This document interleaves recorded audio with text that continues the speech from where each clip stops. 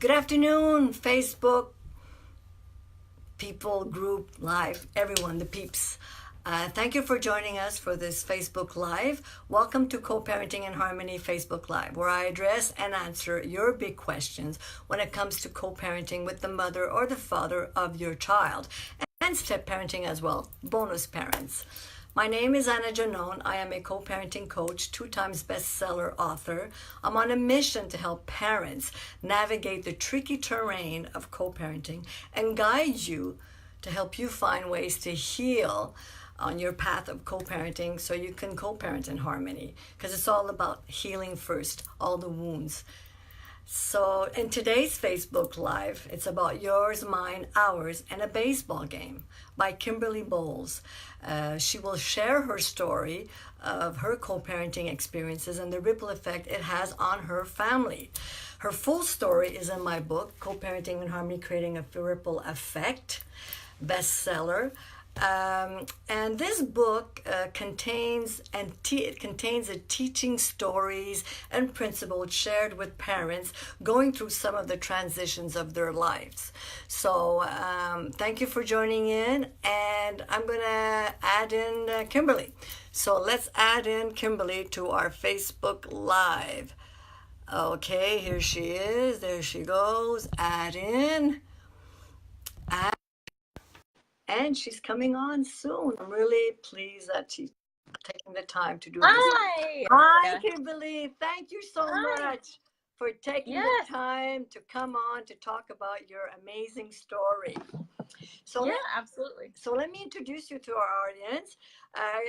And correct me if I'm wrong. Kimberly has been co-parenting for the past 9 years. She's also a working mom. She's a former teacher and now a real estate agent in Dallas, Fort Worth, Texas. Yes, ma'am. Well, congratulations. It's amazing. Glad to be here. I'm glad that you're joining us for this Facebook Live about co-parenting. So, Kimberly, your book is about yours, mine, ours, and a baseball game. I just love the way you titled it. It's amazing. I mean, I guess this is where everybody meets, is at the baseball game. It is. It's where we all tend to come together. Yes, ma'am. And so what I'd like to talk to you about is to help our parents to navigate this tricky terrain of co-parenting. And what was the most difficult decision that you had to make in order to create harmony in your family regarding co-parenting? Because I'm sure your story, my story is similar, quite similar, but I'm sure some tips that you might have for sure will help other parents to at least get on board or try to get on board with some of the tips that you might have to share with them. Right. I think, when we first started talking about divorce, it was very amicable, and everybody's got a different situation. And it got to the point where, quite frankly, attorneys got involved. Other people started speaking into our marriage. And I would say, like anybody, because I'm sure everybody gets to that point, divorce is never friendly or fun or pretty.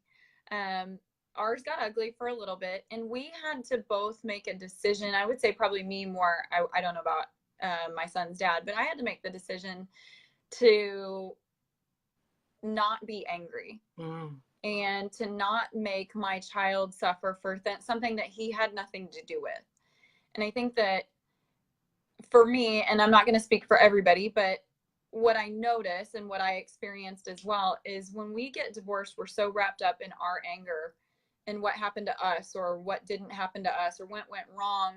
And divorce truly penalizes the kids more than anyone. Correct. Yeah. Because they suffer decisions that they had no part in. They didn't create the problem. They didn't decide the problem. They had nothing to do with it, but yet it's our kids that are the ones that get stuck suffering from the decisions that we as adults make. But because we lose the focus. We lose the focus of being parents. We're just focusing on the divorce, but we're still parents, and we lose that focus. We're focused on our own anger and our own hurt. Yeah. And so, being that I was a teacher at the time, I had to see and got to see what divorce did to my students all the time, you know, right before Christmas break or Thanksgiving break or any kind of weekend. You know, we saw on these kids' faces the anxiety and the nervousness and the stress of which house they were going to go to. Or on Monday morning, God forbid, they didn't have their homework because it was at mom's house instead of dad's house. Correct. And being a child of divorce, my parents did the very best that they could, but I got stuck in the middle of it as a junior in high school and got stuck in the middle of some anger, and I got to experience it, having to not want to ask one parent for something and hurt the other, or not wanting to create disruption. So you were in a conflict of loyalty, like I lived it. Well, exactly. It was easier not to ask for anything than to create a fight. Oh, I see. I understand. I would rather go to school without my homework than to ask one to call the other. Okay. Okay. Does that make sense? Yeah, that makes sense. And so I would say a lot of our decisions stemmed from me not wanting my child to have to suffer from that. And that's where it kind of started. It was, you know, keeping our focus on our son and keeping it there instead of our anger. So how did you manage to pull this all, you know, these pieces together and keep yourself intact and your child together, and not losing yourself among this, you know, the midst of all that? How did you manage that? It was, you know, for the first 3 years, so we did the single parent thing. Both of us did the single parent thing for 3 years, and we had our moments where it wasn't pretty, and for sure. And we did the very best that we could, you know, co-parenting and making decisions. I would say that it really changed for me when I met my current husband. Okay. When I was dating, I made it very clear to my husband that when he married me and said yes to me, he was saying yes not just to my child, but to my son's dad and my son's dad's parents and Correct. everyone. Yeah, and so he knew coming in, and he has no kids of his own, so he knew coming in that he was saying yes to a very unique situation, and he wholeheartedly adopted that mindset. And on days where I struggle, on days where I was feeling my own little pity party, he would remind me, and still does, like what the focus is.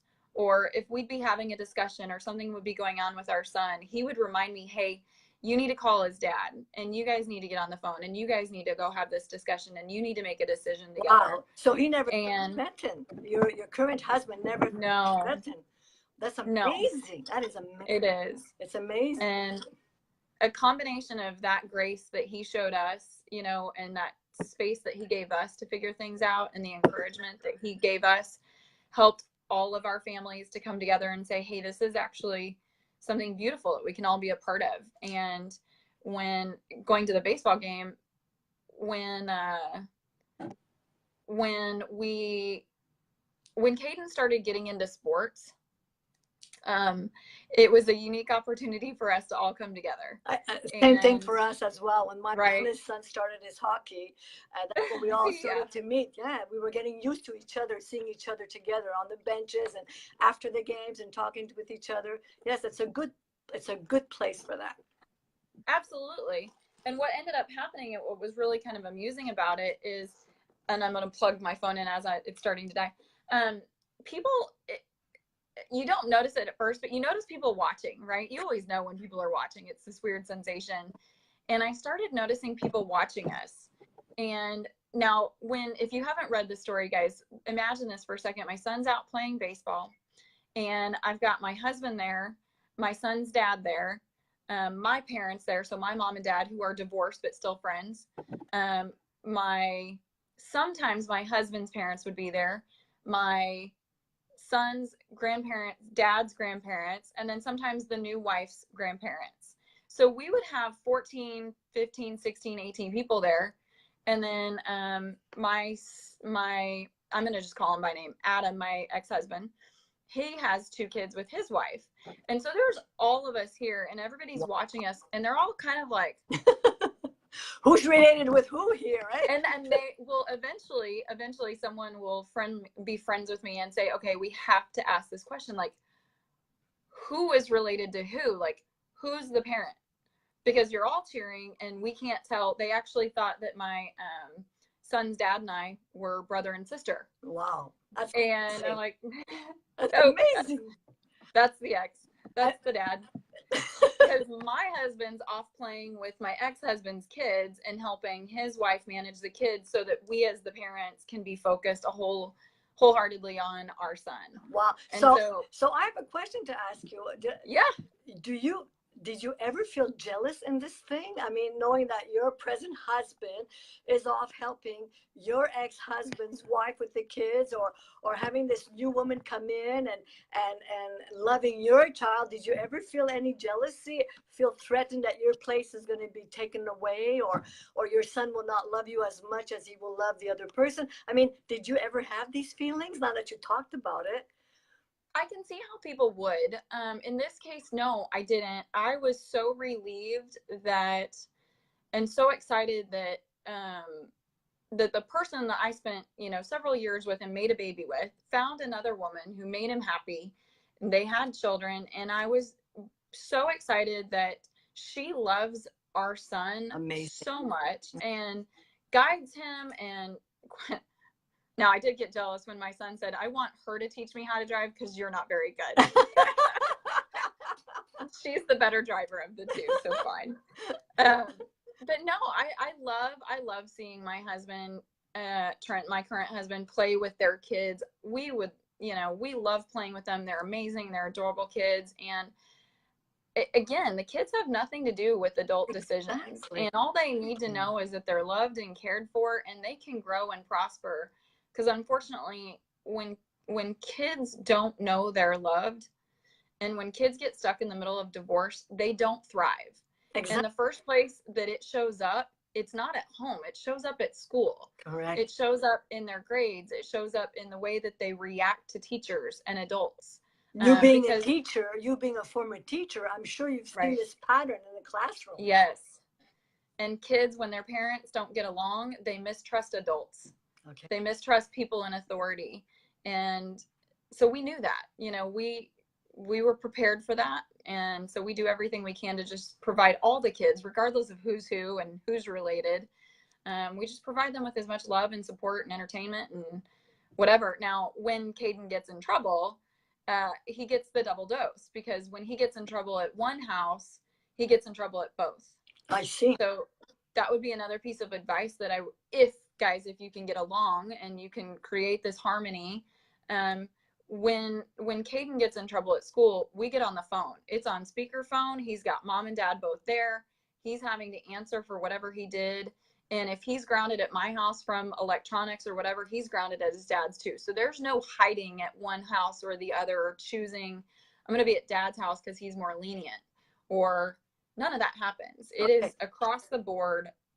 So it's not about being the favorite, but it's not about being the favorite parent here. It's really about parenting the child, right? I mean, it's because what happens in this situation most often, the parents one of them will try to be the favorite parent. But what happened at your house stays at your house, and at my house, it won't happen because they want to be the favorite parent. So I'm on board of what you just said, because it happened in our lives as well. When my bonus son at one point was going through a hardship and was going difficulties, and you can see his character was being wired up. So what we had a conference call, or what you said, we were on speaker call with the other set of parents. And we said, hey, listen, this is what's going on with him. His character is changing. You might see it happen at your place. If not, well, fine, but just let you, thumbs up to let you know what's going on. And so we did the same thing as well. We warned the other parents. Not warned, we advised the other parents of his behavior. I was going to say comportement, of his behavior. Exactly. We did the same as well. It was not about the favorite parent. It's about helping the child. It's about helping the child to thrive and to learn, and lessons are learned, right? So if all parents are involved, well, these lessons can be learned and move on, right? Right. Yeah. So that's good. So he gets the double dose. So tell me how. So by getting this double dose and by having him, both houses involved in the parenting role, how did you welcome the former spouse and the new partner? In your case, it's the wife, knowing that she has her say of what's going on with your child. How does that how does that work? How did you welcome that? Um, I don't, so I'm not 100% sure how like discipline and things go on at his dad's house. I would say that at least in ours, and I assume in theirs, but assuming is dangerous. Correct. But Trent and I have an understanding that the way that it structures, like Adam and I, Caden's dad and I, we're the parents, and we make decisions, and we will seek advice from. I will seek advice from Trent, and he will speak into and give his observations. But ultimately, the way that in my house it works, ultimately it's Adam and I, it's Caden's dad and I that have the final say. So even though Trent, my husband now, will speak to Caden and say things, ultimately the discipline falls in my hands. I see.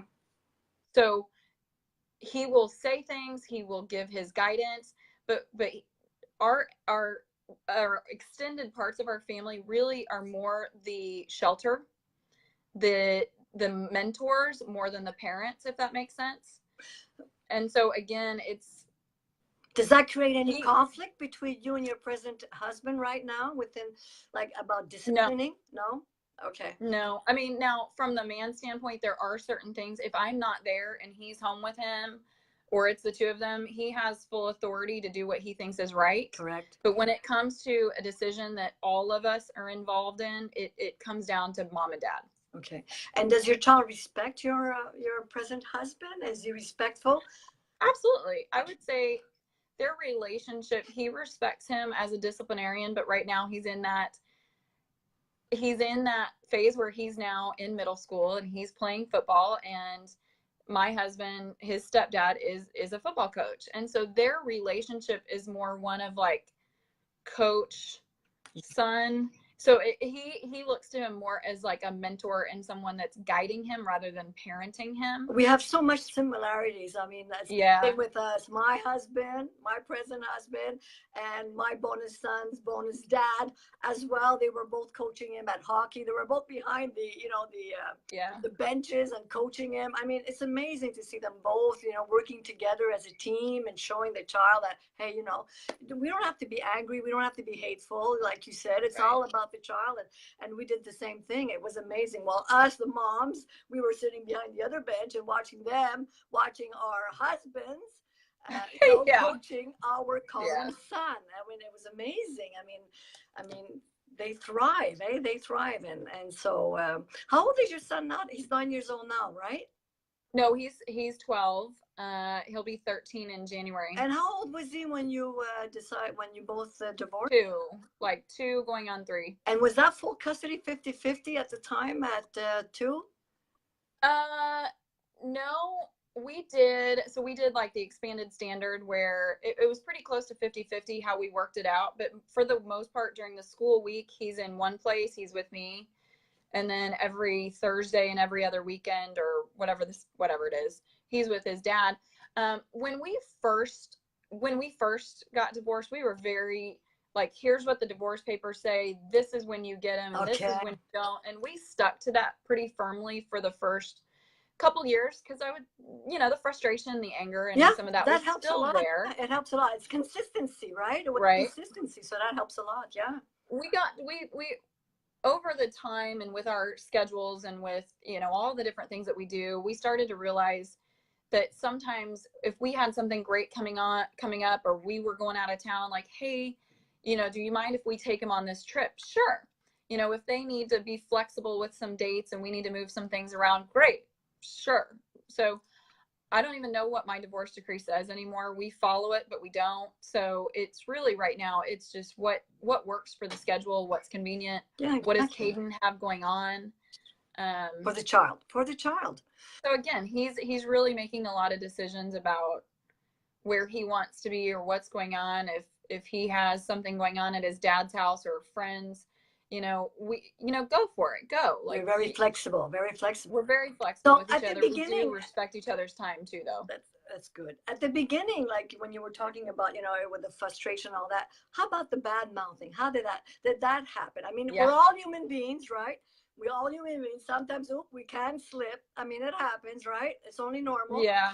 Did any bad mouthing happen that, like, were you conscious that you were bad mouthing the father of your child in his presence, in your child's presence? When he was younger, I don't, it was so long ago. I can't remember like actually like bad mouthing him or talking bad to my child about his dad. I'm sure that I said things, behind closed doors to friends or whatever, but it's gotten to the point now where I think we all need so much grace and we all do the very best that we can. Correct. And Correct. I want my son to love his dad and I want him to love me. And that can't be achieved when we're undermining the other person or speaking bad about them. I might not always agree. We might not always agree with each other in the way that we handle things, but we always find a way to come together and say, despite our feelings, let's make a decision that works for him, for the child, for him, for both of us, that we can both agree to, and compromising and compromise. And I think you asked me a question. I was trying to think of what it was. You'd asked the question, I'm looking back at something. Hold on. You'd asked the question, what's your biggest struggle with your ex and your partner's ex? I was thinking about that. I really thought about it. We don't really struggle. Like we've done so much work in this space and we've just focused so much on him that we really don't have any struggles that we deal with when we relate to each other anymore. And you'd mentioned it in one of the things. Caden doesn't know what divorce is. Correct. He has such a weird belief or understanding about what divorce is. He asked me when he was younger, like, can't we all just live under the same house? I was just about to read that. We all get along. I was like, I remember thinking, like, what a funny question. But I always think back to that and think, how beautiful is that he does not understand or even feel that there's any animosity between the two families, that we could all happily live under one roof and that would not be weird at all. So he doesn't feel guilty. What's great about this is that he doesn't feel guilty. He doesn't feel that whatever he's going to say or do, it's going to hurt you, or it's going to hurt dad, or it's going to hurt the bonus mom or the bonus dad. He doesn't feel that. He's not, he can love freely, and his heart is big enough to love everyone. And I think it's amazing, because when kids feel guilty, like I did when I was young, I mean, I know that. Yeah, you don't become who you really are, right? And now they're afraid to say something, or they're afraid to do something because they know they're going to upset their mom, or they're going to upset their dad. Or I think people should realize, the parents should realize that, hey, their hearts are big enough to love everyone in the mix. Everyone in the mix. So don't worry, they will love you no matter what. So don't feel threatened by it, And so, and this is what I was going to say. I was going to read this, what you wrote in the book, your son who's 9 years old, can we all just get a house together and live there? I mean, it's amazing that a 9-year-old boy would say something like that. I think it's amazing, And also what I was trying to say is what I wanted to say also about the struggling and all that. How about the money situation? Because we always talk about money. The other day I had a parent saying to me, well, listen, why should he have the right to see his son if he doesn't want to pay for his college? I mean, or he doesn't do anything for his son. But why should he have the right to see his son? I don't think money has anything to do with your child. These are adult issues. The child has a father and a mother. How do you feel about that, Kimberly? We are both blessed in being business owners, and so finances and all of that really isn't something we argue or fight about. I have friends. I know the argument you're talking about. I have friends that say, well, if he doesn't financially support my child, then why should he see him? But again, like, I don't know about anybody else, but I have not mastered conception on my own. I cannot miraculously create a child on my own. And so therefore they may not be financially a part of everything. And that's, they've got to answer for that later on, right? But they are a co-creator of that life. Correct. And that in and of itself gives them the right to be a part of that kid's life. How many times do we see on TV kids who are adopted or kids who never know their parent, they get to a certain point in their life and they question everything. Who am I? Correct. Who is this person? And the question that they ask themselves that breaks my heart is not about why did mom tell him he couldn't see me? It's why did they leave me? Yeah, exactly. What's wrong with me that they can't be in my life? And it's a total rejection. Here's the thing. Total rejection. I'm going to call everybody out. When you deny a parent a right to be a part of that kid's life, you're not hurting anybody but that kid, because that becomes a part of their identity because they think that parent denied them. And no child should ever have to question, why am I not good enough that parent Correct. It's total isn't in my life. Total rejection. They feel total, and then they grow up as rejects. I don't like that word, but then they grow up as rejects. They feel that way, yeah. Yeah, absolutely right. And for what? For money? I mean, no. I mean, the love for a child, like you said, we're co-creators, and we did, you both decided to do, to conceive this child. Why should the money become an obstacle to see your child or to love your child? That has nothing to do with it. For sure. That's a contractual relationship, and I don't need to pay him to see my child. Exactly. Honestly, it's like you're selling your child. If you pay, okay, you'll see your child. No, I'm totally against that. And I wrote a piece in my book, and we did 50-50, 50-50. And when it was the bio moms on duty, she paid her portion. When it was us on duty, we paid her portion. When it was big stuff, we contributed. All four of us contributed. We decided that we'll take care of all the sports. I mean, we made it fair, and we made it manageable, and so everybody could feel good and safe and free from it. So because we didn't want anyone to struggle, because some of us don't have the same financial means, right? So, but it was about the child. It was about fulfilling the child's needs, so he or she can be happy. So I really wanted to talk to you about this, because when you said the stressing money, it comes up often. It does. This comes up often, the money thing, the money all the time. And then the parents say, the father or the mother will say, well, I don't want to see my child because I give you enough money as it is, so you take care. I mean, when it comes to all because Caden's very involved. He does a lot of sports. He does a lot of things, and he costs money. And, a lot of times when we sign him up for things, sometimes his dad will sign him up for sports and just cover it. I got it. Other times we'll sign him up or do something and we'll cover it. Other times it's, hey, he's playing sports, he's playing football for school. And so there's expenses and there's things that he has to pay for or do. And we call each other up. He's like, hey, he's got to have football cleats. He's got to have this. He's got to have that. He's got to pay for this. He's got to pay for that. He's got to have lunch. And we'll just sit there and say, oh, you know what? I got this, this, and this. Can you get the rest? Correct. And we just sit there and figure out, first of all, it usually isn't about the money. It's usually about, I'm comfortable buying the shoes. I know how to do that. I'm comfortable ordering the t-shirt online. I'm cool with that. But when it comes to like pads or this or that, like that's kind of outside of my girl world. Oh, I see. Can the man take care of that? It's more about just what we're comfortable with. But I get it. I've had this conversation with somebody just the other day, like he hasn't paid child support for a year, so he shouldn't get to see the kid. And I just wholeheartedly encourage everybody to not make it about you or the money or the finances. Make it about the kid, and just give that kid every opportunity to know himself and his or her parent.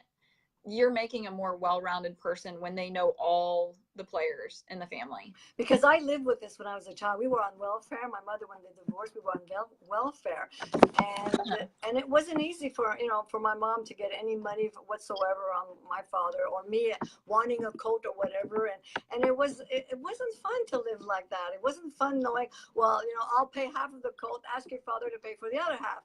I mean, and then the father would say, well, your mother has money. How can my mother have money? We're on welfare, So I was getting involved into this discussion, which is, it's not a fun thing. No, it's not. It's not at all. So I can understand how many kids would feel the burden of this when their parents struggle a lot about the money issues. So, so I'm really glad that you talked about the way you share things and the way how it's done. And I hope this will help other parents understand that it's not about the money. It's about, you love your child. It's about the child. You make you help each other as parents, because you're still Yeah. parents, even if you're divorced, but you help each other as parents to, to help fulfill your child's needs. Right. Well, I think two things came up. First, like, there's two things. I'm going to tell you what they are so I don't forget. But the first one is like, make sure too that kids don't need to be a part of adult conversation. Correct. Number one, kids just need to be kids. And two, part of the decision and one of the conversations that I remember having and that I still have with Trent, with my husband, is our children learn how to be adults through us. So children will emulate the relationship that they see. Correct. And God forbid, I hope my child never has to love someone and get divorced. However, if he does, I want him to have the best example possible for how to gracefully and like do it in such a dignified way that everyone can still be whole. And so every decision that we make, every conversation we have is always with the thought in the back of our minds, like, is this something that we would want our child to emulate as an adult? Perfect. Is this something that we would want Beautiful. to pass on? And you talk about the ripple effect in your book, and that's where that kind of comes from. Every decision we make, every way that we act, every conversation we have will be repeated. Correct. And the question is, do we want that repeated? Yeah, well, like my bonus son, he became a bonus dad before he became a bio dad. So he emulated what was going on in our situation as well. And so he became a bonus dad, and then he became a bio dad, and he's managing it very well. I mean, the blended family. I mean, he's like your situation. He goes out to drinks with his bio sons, with his bonus son, bio dad. I mean, it gets confusing after a while. Yeah.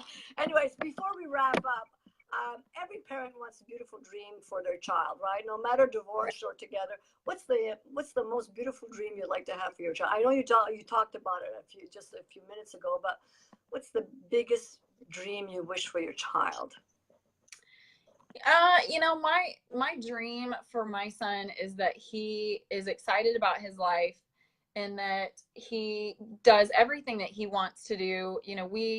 We could always speak into him what we think he should be doing, but he's pretty clear on what he wants to do with his life. And for his dad and I, we talk about this a lot, just continuing to support that dream. And one day, being at his graduation, being at all the different phases of his life and being together, being able to have holidays together and always being a family and not having that separation. We do that now. We always want to continue it. How about the beach vacation? Yes.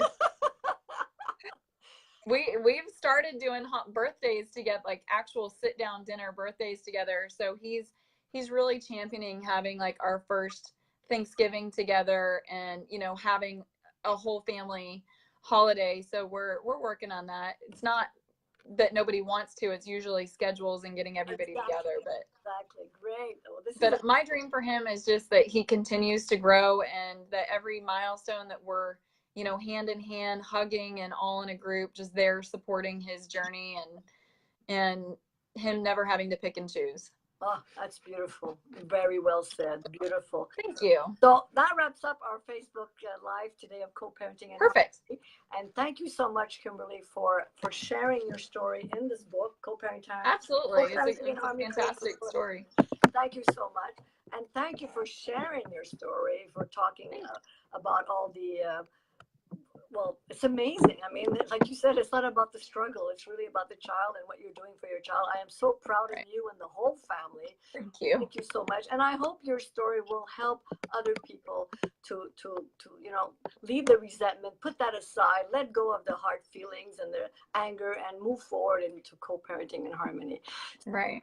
Thank you so much. And it's my pleasure, and I'm honored to have you on today to express what you needed to express so people can move forward in their lives. Yeah, absolutely. Well, and if any of them are watching, like, I just have to say thank you to all of my family, my mom and dad, my, I don't ever call them ex, by the way, but they're my son's dad's family, all of them, I couldn't do any of this without all of them leading the way and partnering with us. It's a group effort, and I thank them all so much for loving Caden as much as we do, and of course for my husband Trent, just being a graceful addition to our family and helping encourage all of it as well, because he does an amazing job.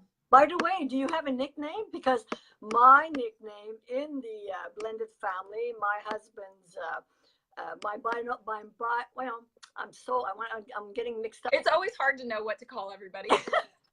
My bonus son's mom calls me Amol, her husband as well. So we don't call each other exes or whatever. It's like an old friend, you know. It's like we have an old friend, and so we call each other Amol. I call her by her name. She calls me Amol. My bonus son Amol. Everybody. So my husband ex-in-laws, well, we call them brother-in-law, sister-in-law. So we don't even use the ex, you know. Yeah. So do you have a nickname, or does your? No, I mean, they're still my in-laws. I still just call everybody in-laws and parents, and Adam is Adam and Trent is Trent, and we all call each other by either mom and dad or by everybody's first name. It's the best, easiest way to do it. It's easier because it becomes There's so many people involved. I know this one. Well, thank you very much. I really appreciate your time, and thank you. And I hope that viewers got tremendous value from this Facebook Live today. And if so, please subscribe to my newsletter. And if you like, post your comments below. I will answer them.